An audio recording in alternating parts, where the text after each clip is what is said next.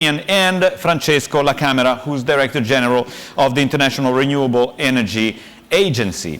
Right before we start the discussion here at MED, you know, we are conducting some surveys, and I'm asking you to use your smartphone to answer on the MED app to this question, which is part of the surveys of this edition of MED. And the question is this: where do you see reasons of hope? And yes, it's true. Today, even today, we heard many reasons of pessimism.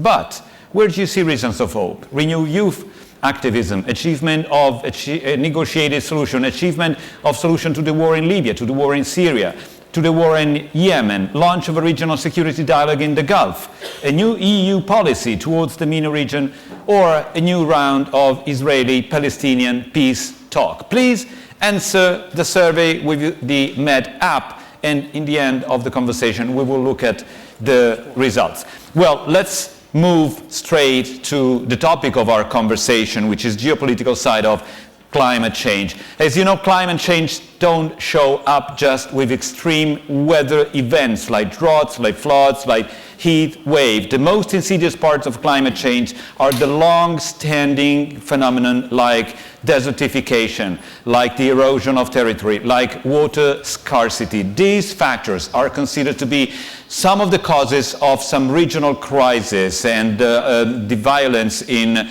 the region. Why is that? Because climate change displaces people with immigration. Climate change pushes people off farming, for example, moving people towards the outskirts of overcrowded towns where they fight for the access to vital resources like energy, like food, like water. In other words, climate change in this region especially means instability. So with the panel today, we're trying to depict a clearer picture of what these challenges means in terms of demography, economic, and policy for the future of the region, and to put forward some political recommendation to understand what are the right responses that together and in cooperation the countries of the region could put in place to tackle these historic challenges. Let me start with Minister ABELA to understand your position. As we know, Malta is in the center of Mediterranean. In the past has been in the center of history when President Bush met with President Gorbachev 30 years ago, and that was the beginning of the end of the Cold War. Now there's another war. It's the war on climate change. How do you see this and the impact on the social and economic situation in the area? Well, thank you very much. It's indeed a pleasure to be here for the second time in a row. I was here for the first time last year, and I'm pleased to be here even this year. This is a very challenging topic, and I think it's one of the challenges that we need to not only discuss, but we need to act together. Rightly so, Mr. Cabrini mentioned and referred to the 30th anniversary of the Bush-Gorbachev summit, which happened in Malta 30 years ago, and actually this week we commemorated that event. Still those challenges are with us. We have other challenges as well, rightly so, as you pointed out. I'm delighted to be in this panel, a panel of real experts also in the field. So I would like to tackle this challenge from another perspective, which is maybe more political, which is also my role as a politician.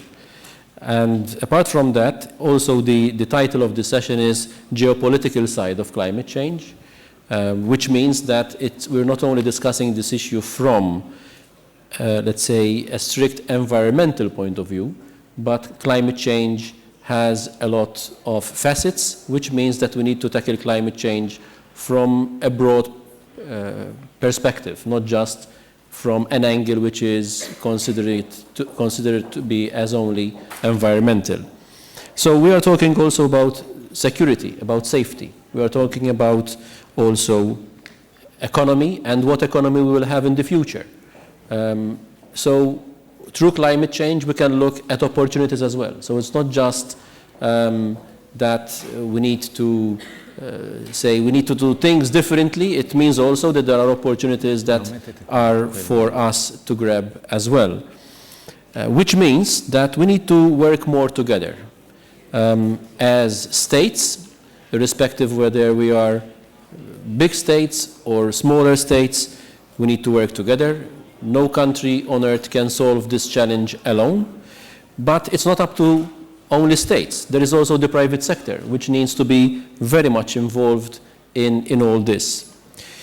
From my point of view as a politician, I think the first thing is that we need to acknowledge that we have an urgent issue. If we do not acknowledge that climate change and the effects of climate change are there for all of us to see, so the first thing that we need to do is that we need to acknowledge that we have an issue, and it is an urgent issue. Otherwise, we will not tackle this challenge together. Secondly, we also need to acknowledge that we have the solution for most of these challenges. So the first one was, the bad news, that we have problems, we have challenges. The second one is that for these problems, for these challenges, we have also the solutions that science is helping us in having these kind of solutions for most of the challenges that we have today. But thirdly, what we need is actual implementation. And to implement, apart from the political will, and apart from working together involving not only states, but also the private sector, we also need the resources, including the financial resources. So, in a nutshell, this is how I see it from a political perspective when it comes to the challenge of climate change, which is not purely environmental. Yes, there are huge impacts on the environment, but it is also another challenge to first recognize that we have an issue, and then, of course, implementing and delivering on this challenge. Now, rightly so, you mentioned that Malta is, geographically speaking, in the center of the Mediterranean, and the Mediterranean and the wider Mediterranean region has been identified as one of the main climate change hotspots in the world, which means that specifically we need to unite as Mediterranean countries and do something together apart from the global challenge that we have. We have also a regional challenge, and I'm glad that Nasser here will definitely speak about what the Union for the Mediterranean is doing, and I salute his work and what the UFM is doing, because a recent report, at least a preliminary recent report that the UFM commissioned, actually speaks about that the Mediterranean is in real danger. So we need to work together, whether it's under the remit of UFM or someone needs to take the lead and bring us countries of the Mediterranean together to look at the challenges that we have. So I think irrespective of each and every responsibility as a country, and we need to do our bit, of course, in this respect, but we need also to work together. Thank you, Minister. Also for reminding that Mediterranean is at the center of climate change, and here apparently we're moving faster than other areas in the world. So from an economic standpoint, let's move to Karim AYNAOUI to understand what's the main social impact that you can see. We in Italy, we feel like immigration is at the top of the agenda. You know, it's not just social, but also political agenda, and not just in Italy. But clearly, Malta and Italy, we do share these points of view currently. Based on the research that you do in the Center for the New South in Morocco, what's your view now? Thank you, Chair. First of all, let me thank ISPI since we're co-organizing this together, and congratulate your institution for a great success. Your question is very complex. It's very difficult to disentangle the effects, the short-term effects of climate change on migration. But if you think that there's the negative correlation between economic growth and migration flows, as we all tend to agree, although this can be discussed, then through this effect you could have a long-term effect on climate change. So I think climate change is something to stay. We have to acknowledge, and we're not serious about it. We have not been serious about it. Africa, which is the continent I come from, beyond the Mediterranean, is the whole continent has a huge potential in terms of renewable energies as a solution, you know, wind and solar particularly, best placed in the world. I don't think we have an optimal cooperation between Europe and Africa as a whole in terms of who produces, who consumes, network infrastructure, common markets, etc. We don't have time to explain that. So it is something to stay, and us human beings, it's very difficult for us to think long term, to see something that is there. You know, it's like a low fever, very low fever. You don't cure it, you know, you stay with it. You don't like to go to the doctor, and then you take a pill, you auto-medicate yourself, and at some point it becomes a big problem. It's the same kind of dynamics. It's here to stay. I wouldn't make the link, a too strong link in the short term between migration and climate change. The potential, it's there, but most people today, first of all, let's correct something for the audience. I'm sure you're aware of that. Most of the people migrate within their regions, with their neighbors. I mean, only 15%, for Africa, for instance, is estimated at 15% of total flows that are going outside of the continent. And some part of it is coming to Europe. We understand very well that it is a serious and divisive issue in Europe. We are well aware of that it has many implications that we don't have time to discuss in terms of the political you know, scene and, you know, exploited by parties, etc. So again, here, there are solutions. We need to work together. Experiments exist. I mean, Morocco has a long-standing cooperation in terms of migration that has proven to be efficient with Spain, for instance, and of course through Spain with Europe. We are also a country that receives migrants. There was 2 operations in Morocco to give work permit and resident permit to you know, people coming from the whole continent. About 60,000 people received work permit and resident permit. So it is something that we're all facing. There's a degree of acceptance in population. We have to be very realistic. I think there's no silver bullet about this solution. So again, in your question, and I will stop here, in your question, there are 2 fundamental trends that are here to stay. So we need long-term structural solutions. First, people moving, as a general terms, I don't like migration, but people moving, and people will move more and more, given the demographics in Africa, but also in Asia.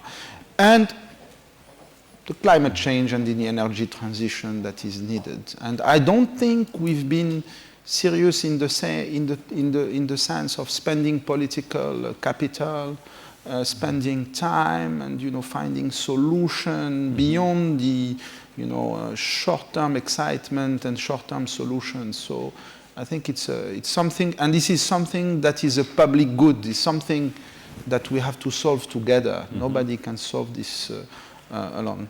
Well, let me move to Patrizia GRIECO, because yes, it is true, we can compare climate change to a low fever, which isn't serious, but at the same time, more frequently and with more and higher severity, we do have some episodes. We in Italy, for example, in November, you name it, it's Venice, for example, and you know, the EU new Commission declared a climate emergency, talking also about what happened here in Italy. But my question first, Patrizia GRIECO, is do we have a complete awareness of the dimension of the challenge that we are facing and what we are going through now? I guess that we started having a complete awareness of what is happening around us. May I just have a little reaction to what you said? It's here to stay, but if we don't react, it will stay too long, yeah? So we need really to react, and we need to feel, in my opinion, I am bringing only, I mean, the point of view of the private sector, it would become too dangerous and something that may become with no exit, yeah? with no solution, with no exit. And having said that, from the point of view of the private sector, we are, let me say, pursuing a strategy which is strictly connected to sustainability. What we do believe, I speak from the private sector side, we do believe that the new approach to sustainability is something which may help if we consider that we should bring it all together. Yeah? We should try to implement it all together. I mean, private, public, all the actors in the arena. But we have to change the approach to sustainability. I guess that we have been afflicted, let me say, by the short-termism for many years. I speak again about with the private sector view. And now we have maybe understood that I don't want to mention the reasons, because you know the reasons better than I do. I mean, the growth of population, the scarcity of resources, the migration, you know these issues better than I do. But I mean, now we have, I guess, a different perspective on what really means sustainability.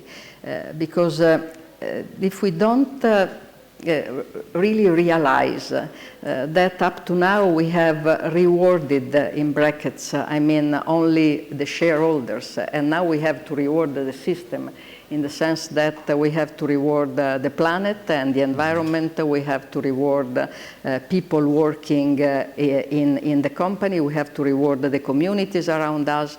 So we have to reward the system. If we don't get this point that seems simple, but it isn't at the end, we will never be able to survive, because I mean, we need to contribute to the evolution of a model of development which is, let me say, has to be different from the one that we have perceived today. So what I mean is that sustainability is crucial also for the private sector, because otherwise there will be no system in which we can really have, I mean, a good success for our companies. And there is also a pressure, I guess, on this, mainly from the young people. It seems that the young people have more trust in the companies than the public, in the private sector than the public sector. And I really do regret in saying this.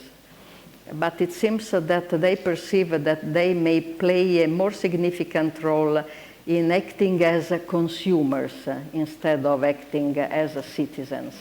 And to a certain extent, this is really true. They can really influence the life of the private sector.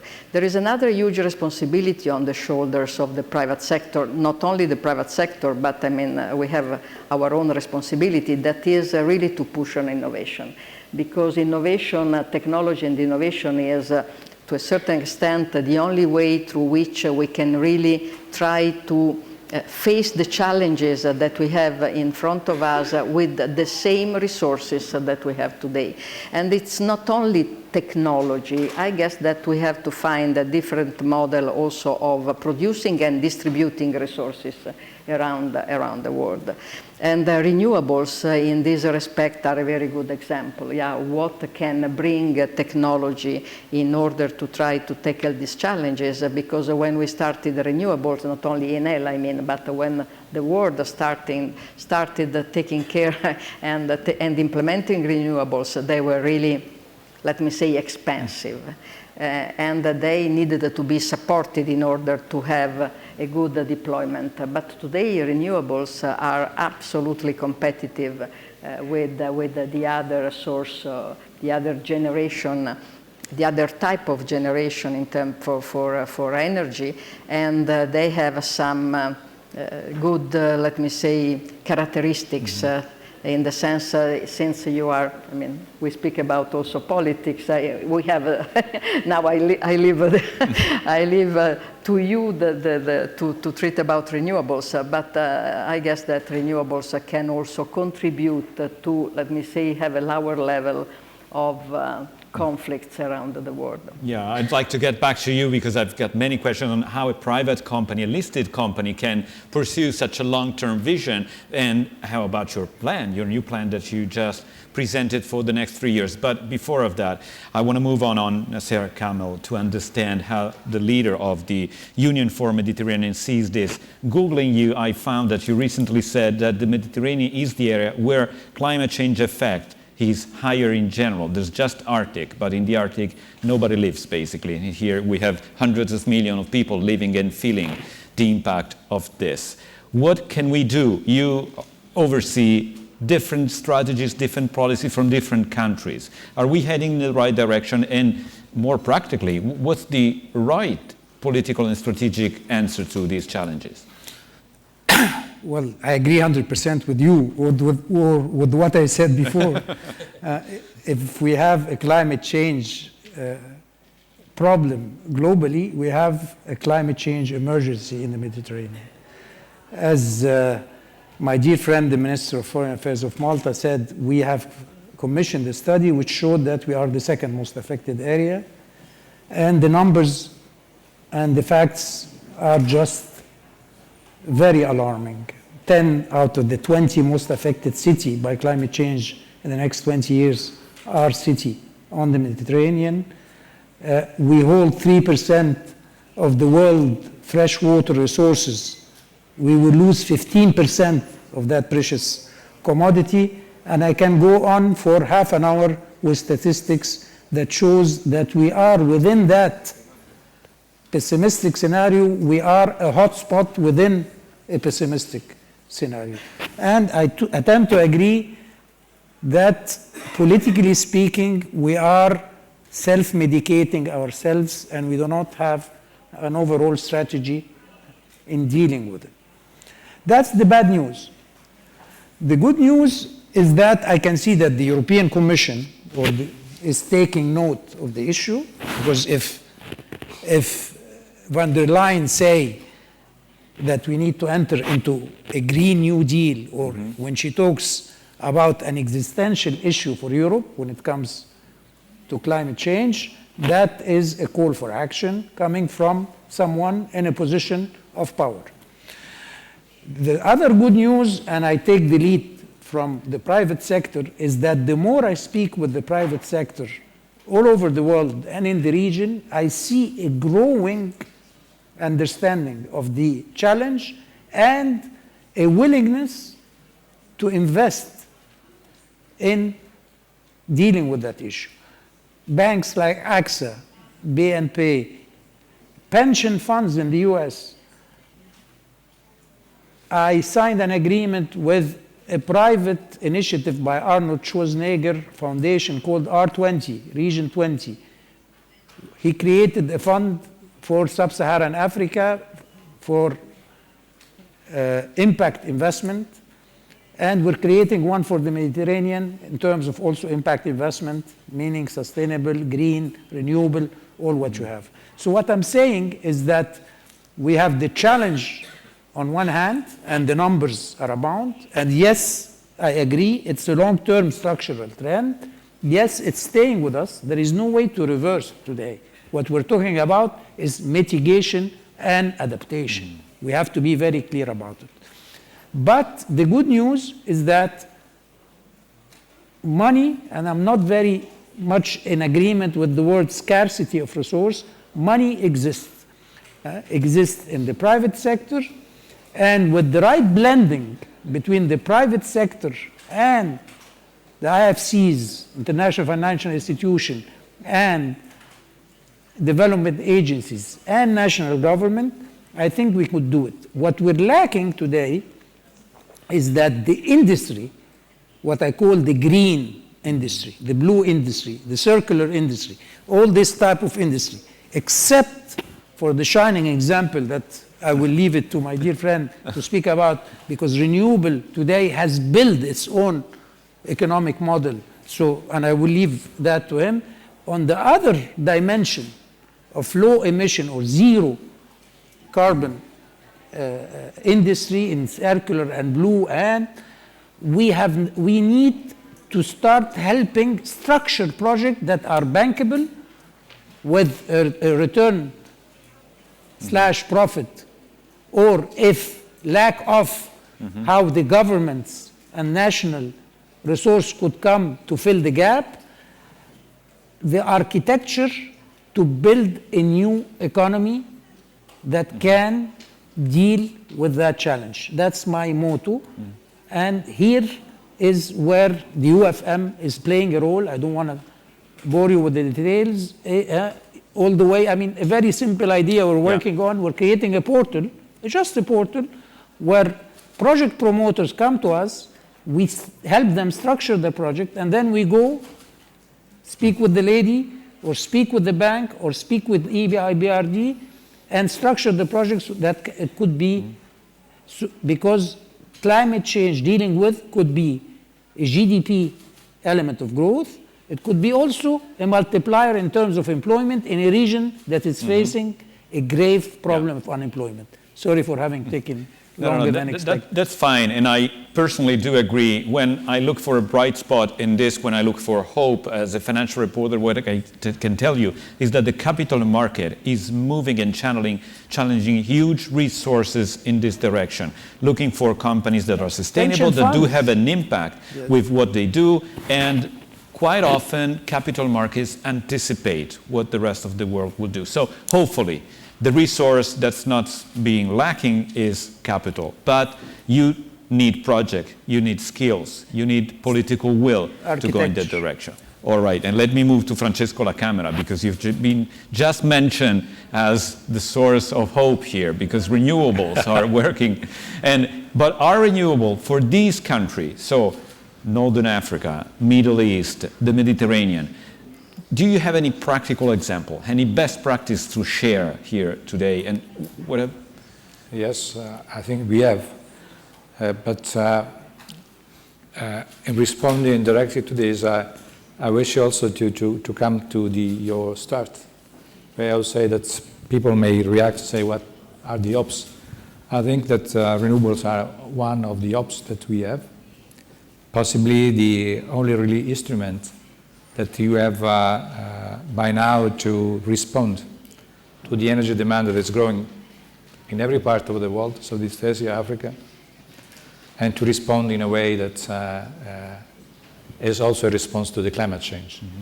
Because the fact, I understand that we have this low fever, but the fact is that this low fever, for the time being, is mediated what we call as a positive, as a negative feedback. So still the health is trying to respond in some way. But we are going up to a certain threshold, the positive feedback will come. And so the situation will be reversible. So we have to act, and we act now. And what we have in front of us is that the energy transformation is already in place. We have assisted to an exponential installed capacity of renewable. Last year, 171 gigawatt around the world. And in the last year, the installed capacity of renewable is outpacing the traditional one. Outpacing in the last 7 years. And this figure between the two paths is always growing. We have 1/3 of installed capacity now that is renewable around the globe. And this is also the good example of Egypt and Morocco in this respect. They have increased the installed capacity 25%, 29% respectively in the last year. And we'll come a little bit later on also trying to understand the impact in terms of jobs and other. The fact is that the energy transformation is absolutely in place, as has been said by the president of ENEL, is mainly driven by policies that have been implemented in the past, but it's also driven by prices. And by now, we know that all the renewables, all the sector are in the fossil fuel area of competitiveness. But we estimate that next year, solar and wind will be more convenient in almost all the world of any other form of producing energy. We foresee that in the next 5 years will be more convenient to build a new plant in respect of maintaining an old fossil fuel plant in activities. So this is the driving force that is the market. But if we can see concerning price in the region, I'm talking about what is my home place, the UAE. I talk about Saudi Arabia. The last auction, we went from less than 3 cents for solar, 2.13 for wind. We have been in Morocco, 2 point something. In Portugal, 1.16. If we look at on the offshore wind, we see that in 2 different auctions, a few months, one after the other, in UK, 21% less of the prices. We are going to assist in the next year, in the next few months, a new wave auction around along Europe that will demonstrate that renewables are there, and also the price of storage is decreasing dramatically. In the UAE, they estimate that with 4 cents they can produce and storage the energy. Just to give you an idea how competitive is now the use of renewable. The fact is that the path is not in line with the Paris Agreement. So the fact is that we risk, if we don't respect the 11 years now that the IPPC gave to us to react, we may envisage and pay the cost of going to a positive feedback of the situation where there is not this small fever, but will become a very impact on our electricity system. And if you count people talking still about nuclear, some people are talking about nuclear. Think that building a nuclear plant, if you're lucky, it takes from 12 to 15 years. So we are out of the window. You talk about the traditional fuels. It will take 6, 8 years if you're lucky, and you are still a polluting environment. If you build a renewable plant, 8 months to 12 months, you can already distribute the energy, give energy to people. So we have to accelerate our path. We have to go from the 330 billion per year that we have now to just 750 billion. We have to increase the share of renewables from 1.6 to 6 times in 2050.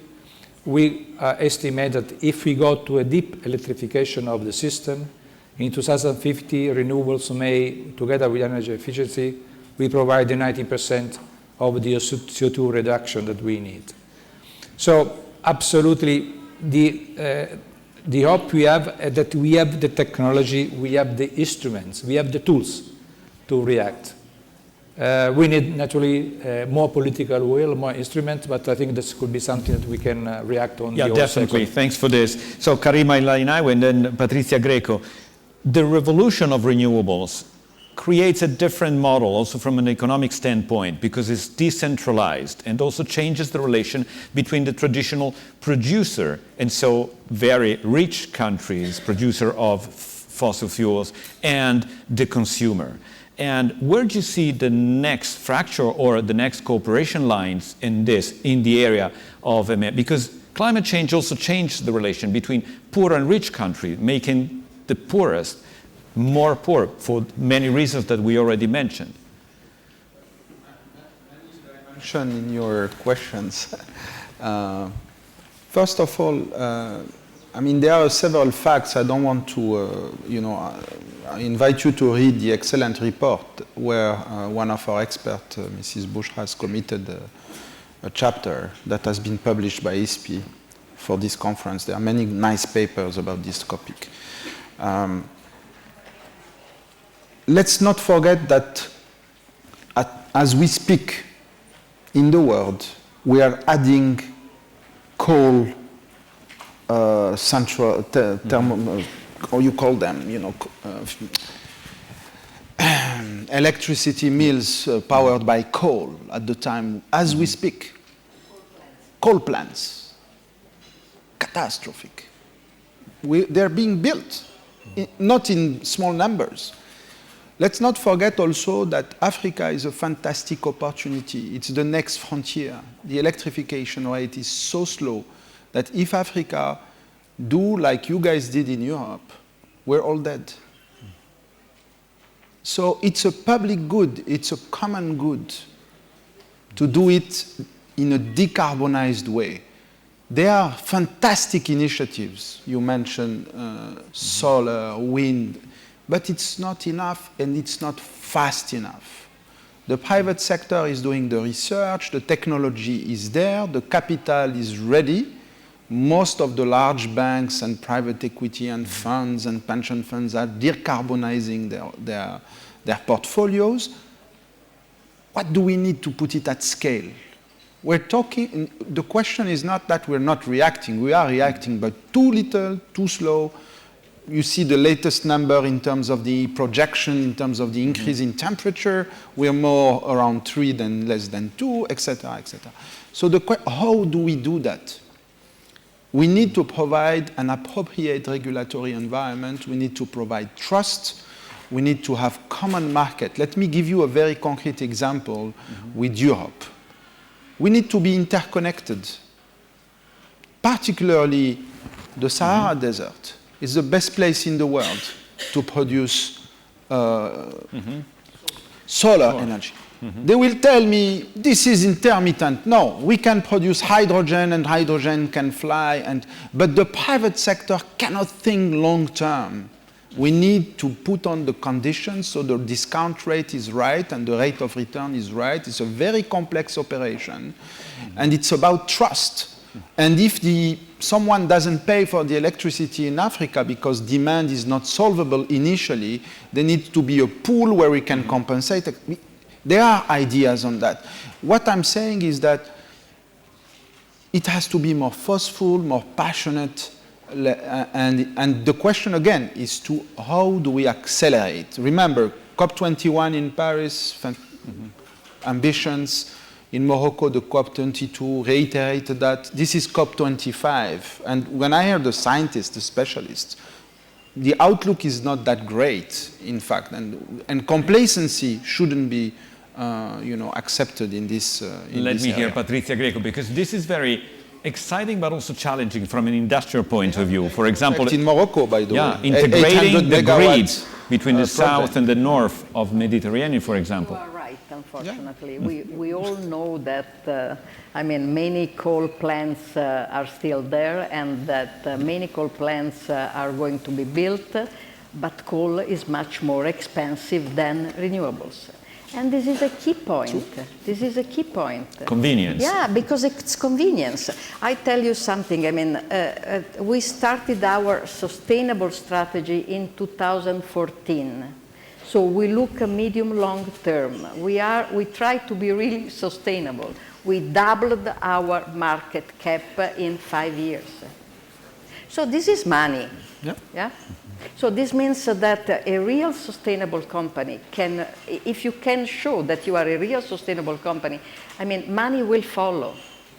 We have just presented our strategic plan where 95% of our capex are linked to the Sustainable Development Goals of the United Nations, 95%. And I'm talking about 28.7 billion euros over the next 3 years, half of which will be directed to build a new renewables plant. And we are, number one in the world for renewables in terms of, we will reach 65% of renewable capacity out of our generation capacity, total fleet, in 3 years from now. And we continue to get money from the market, both in terms of increasing, the level of our shares, and we launched an SDG-linked bond, very attractive, much more attractive than, the traditional one. So, my hope is that now money is really flowing to sustainability. Sustainability, and then you may think about renewables, but you need also digitalized networks to manage renewables. You need storage. You need, a system around renewables. Yeah. And so in that respect, I am optimistic, even if I know that coal plants continue to exist and continue to be, let me say, built. Nasser, KAMEL, these are constructive news for sure, but are we talking of a scale which is sufficient to tackle and to prevent more geopolitical tension, more instability in the area of the Mediterranean? Well, if you look at the list here, it's already extremely complicated, geopolitically speaking. But I want the region leader to add to this long list if we face a situation where we will start to have climate migration. And by the way, I agree that it's not the case today as far as North Africa and the MENA region, but as far as the Sahel and Sahara, already some of the migration is climate related. And it could happen actually within the basin, the Mediterranean basin. If water rises by 50 to 90 centimeters, as some studies are suggesting, we will have at least internally displaced people because of climate change. So the world has to take notice of the emergency. We are heating 20% faster than the rest of the world as far as climate change is concerned. But she said everything I wanted to say. I was coming here to dispute the fact that we have limited resources. We don't. Because the business case for sustainability exists, not only in renewable, and he demonstrated that in very clear terms. Feed-in tariff today have decreased. I've seen countries, sorry to speak in your area of expertise, my own country of origin, each year when they launch a feed-in solar, the price is lower every single year. But it's not only about renewable. We need to invest also in the green and in the blue. Blue meaning dealing also with the issue of sustainability around this base. And to her company, as much as it is showing the way, I'm not sure that the whole business community understand that there is money to be made. A small experiment in Sao Paulo, a company, a private equity fund invested in changing the lamps of the city of Sao Paulo with LED from normal to LED. 60% decrease in the cost of electricity and in the amount of electricity, but the company made 14% on its own investment. So it is profitable today to invest, but people have to listen to ladies and companies like this one and to understand the business case. I think there is still a lack of knowledge within the business community about the profitability of the new economy and the fact that we cannot have an economy in 30 or 40 years unless it is sustainable and following, because Africa, if it grows at 3-4% as it's growing today, as he said, how much carbon if we go the old way? Yeah. Well, it resonates what in the economic debate many think currently, that this war on climate change will be the next engine of global growth for the economy in a time where economy is slowing down in a synchronous way in all the different parts of the globe. But at the same time, there are challenges because, Minister, we heard the industry, we heard the economic, scientific point of view. How about politics? And I'm asking you because as we are here in Madrid, it's COP25 is underway. So it's a global meeting on climate change. And apparently, politicians, national governments, they're struggling to find an agreement on updating the Paris deal targets and how to go on hand by hand for the future. Anytime then it comes to make real decision, national interest comes back. Is politics lagging on this front, or what do you make of that? Also looking at the new European Commission.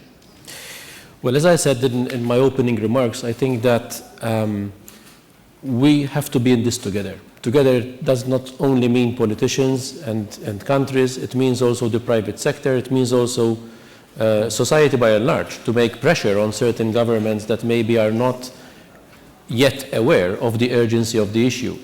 As I said, we have a number of challenges. I think all the panelists spoke about them, but also the panelists spoke about the solutions.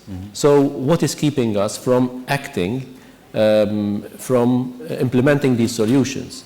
I think one of the issues is not only about realizing that we have an issue, first and foremost, but it's also about coordination. It's also about working together and implementing the same or similar policies in different parts of the world. I mean, in the beginning you mentioned the Arctic. I think you also quoted my dear friend Nasser. What's happening in the Arctic is also having an impact on the Mediterranean, because when we speak about the sea level, the high rise in the sea level, definitely it's impacting our oceans as well. So what happens in one region is of a concern for another region, because we should not say, well, first of all, we should think and act globally. It doesn't mean that because it's not in my backdoor, it doesn't affect me. It does. But we should be concerned globally and act globally, but also what happens in one region has an impact on the other region as well. So that's why I said that when we speak about climate change, it is a multifaceted issue. For example, governments, at times, we tend to give incentives for families, for those who maybe do not have the means for certain solutions, like renewable energy and other kind of clean energy. Now we are seeing that the prices are going down, so they are becoming more manageable as well, also for certain families that maybe do not have the means. And that is where governments come in. If there is this issue of funding, irrespective of whether it is the price is going down and the investment is going down as well in terms of cost, I think this is the role of governments then to come in, because at the same time it is beneficial to try to tackle this issue. And I think that that is why we need to work more together. And I emphasize this because yes, you mentioned COP21, now COP25, the same challenges. I think some of the concerns have to do with the financial element. But we are not stressing enough the economic opportunities at the same time. Some people might be afraid of losing their job if certain kind of economic activity should be removed. But we're not mentioning that at the same time there are other opportunities in renewable energy, for example. So we need to retrain people from the old technology, if I can use this terminology, to the new technology, which is much cleaner and much beneficial also from an economic perspective, as we heard from the panelists here. Well, definitely. Just a flash on Arctic, because yes, we look at the Mediterranean today, but if the Arctic ice melts, then they release CO2, they release methane, and that creates a positive feedback that makes climate change worse. Again, 90 centimeters, 1 meter rise in... also with the ocean and all the seas I'm talking about level. the Mediterranean. Can you imagine 90? When we have 100, I don't want to make a mistake, but I think we are 150 million living next to the seashore around the region. So imagine the effect if we have 1 meter rise in the sea level. But I want to ask just another question to the minister, because we've been, and I'm happy that we had some positive sign looking ahead of movements in the capital market, in signs, solutions, possible solutions. At the same time, I want to understand, when you, Minister, when you see migrants, when you see people also on your island, on our coast, disembarking, assuming that the ports are open, but disembarking, do you feel like that governments, your government, other governments, are doing enough? And what do you see in the medium term, near to medium terms, in terms of migration trends? Do you expect more intense, violent waves of migration due to the situation in Libya or other countries, or even post-Syria? Today we had the foreign minister of Turkey here talking about the millions of refugees that they do have there, and they threaten sometimes to spread them all over Europe and so on. What do you expect in that terms? The question is how we manage to deal with the situation of migration. Is it building walls or is it building economies? I think if we try to focus more on building economies in countries of origin, from where migrants are leaving, maybe to explore and find a better living for them and for their family, because migration is not only about people fleeing from conflict zones. Maybe you mentioned Turkey. Syria is a conflict zone, and there are millions of refugees that left for Turkey, for Jordan, and other countries. Thank you, Nasser. KAMEL, I know there's a plane leaving, so... Yes. I will catch a plane, so I'm really sorry. No. You have to be fast then to catch a plane. No, I cannot catch a plane. No, but I was saying that we are seeing also a number of migrants leaving not for political or for security purposes, but also for economic. So I think instead of trying to find some solutions or manage the situation of migration when migrants already left their country of origin, we need to try to build their economies, to try to consolidate the stability of those countries, to give a future for them in their own country. I think that should be our main vision, maybe for the medium to long term. Mm-hmm. Of course, in the short term, because migrants keep coming, the first priority should be saving lives. I mean, we are situated in the middle of the Mediterranean Sea, so that is the central route towards Europe. That should be the first priority for all of us to save lives. But we know, as my colleague said earlier on, that within Europe we have issues, how to deal with the situation internally about migration. But as I see it, to conclude my response to your question, is that we need to work with countries of origin, trying to build economies to have stable countries and political stability, because by time there will not be the need for their own people to live for a better future. Karim, AYNAOUI, just the takeaways, we've time just for the takeaways. Are we really building economies instead of walls? Because looking at the temperature and the sentiment of public opinions in many countries, not just in Europe, but sometimes also in the Mediterranean area, the climate is, I want to be protected by enemies just outside of my border. It's not a very friendly climate to build economies. How do you see that? Well, you're all well aware of the current situations all around the world. I think to come back just a few words about climate, I think it's like you want to cook pasta. You have all the ingredients. Capital is there, technology is there, the regulatory framework more or less all right in many countries. The private sector has started to make this, it's profitable, etc. Governments have incentivized by giving, long-term contract, etc. But still, the pasta is not, something is missing. So I think that's a little bit the idea, and it makes the link with what your question. I think the young generation has a different perspective, as we've seen recently around the world.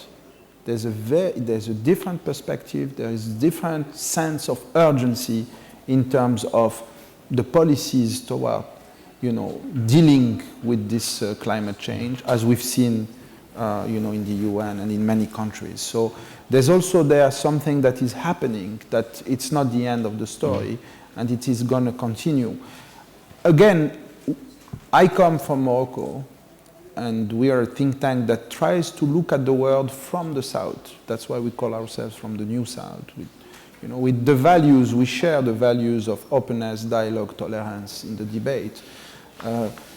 And we understand the political sensitivity, the potential damages of the images in this current world that you gave about migrants coming, etc. Again, I'm sorry to be a bit realistic and hard-nosed. This is going to stay. Doesn't mean that we should do nothing. We should work. And even more, we should work very hardly. One problem that was very, and I'll close on that, all this is about legacy and mental frameworks. We human beings, don't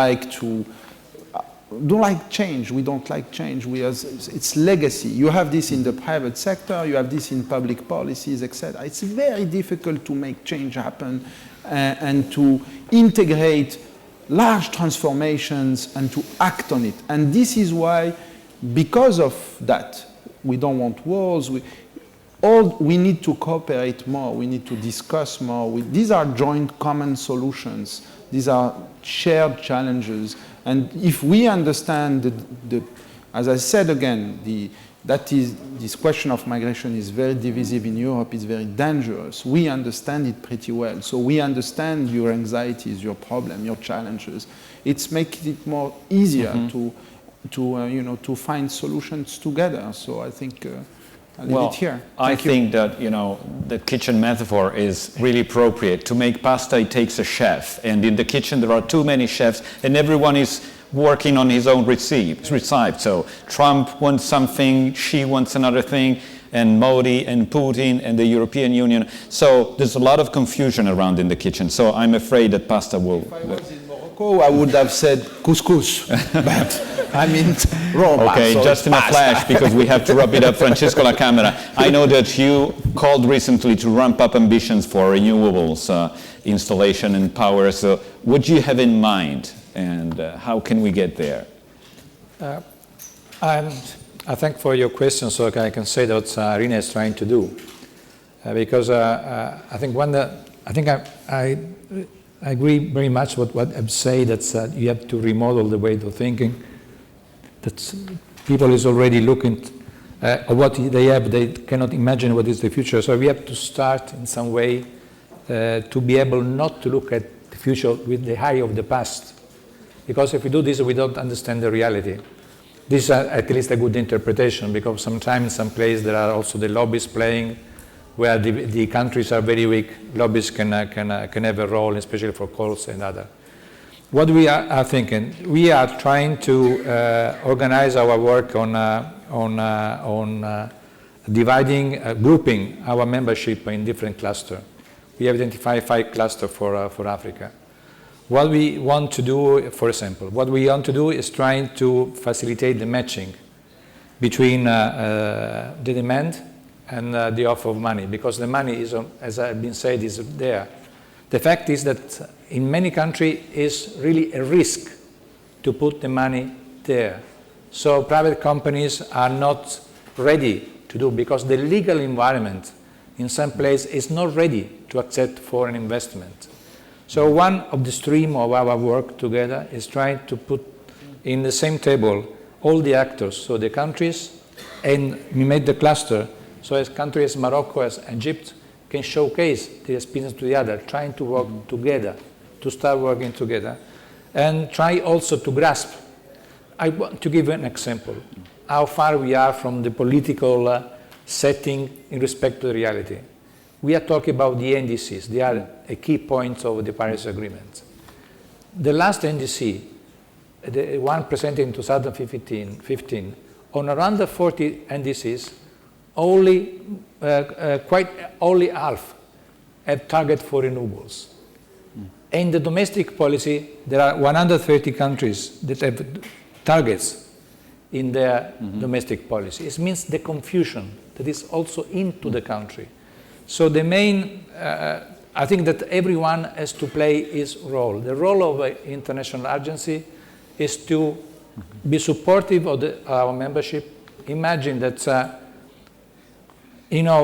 we have talked about the grid, artificial intelligence, etc. These all things that we can do.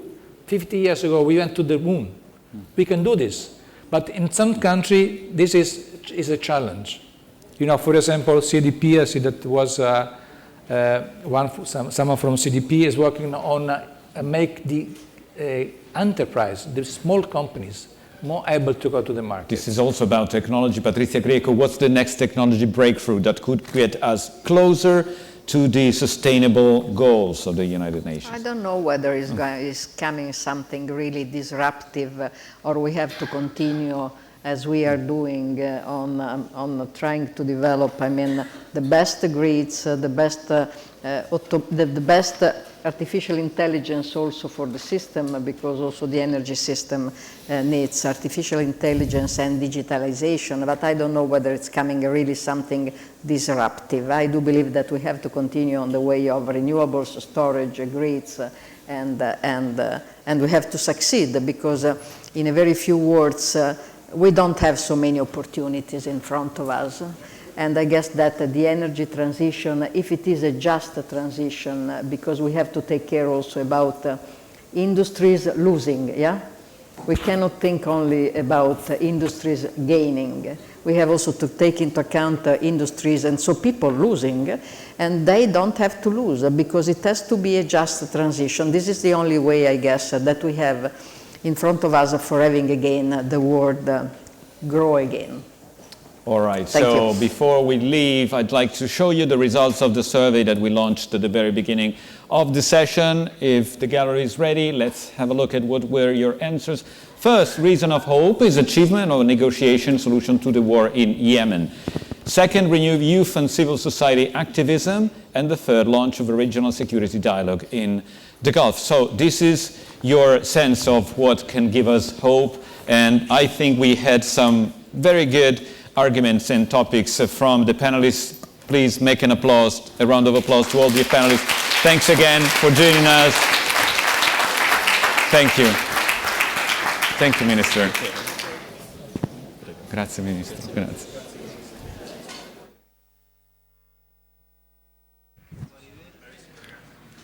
Ladies and gentlemen, the next sessions will begin at 6:30 p.m. in half an hour in Farnese room and in Fernandez room. Thank you.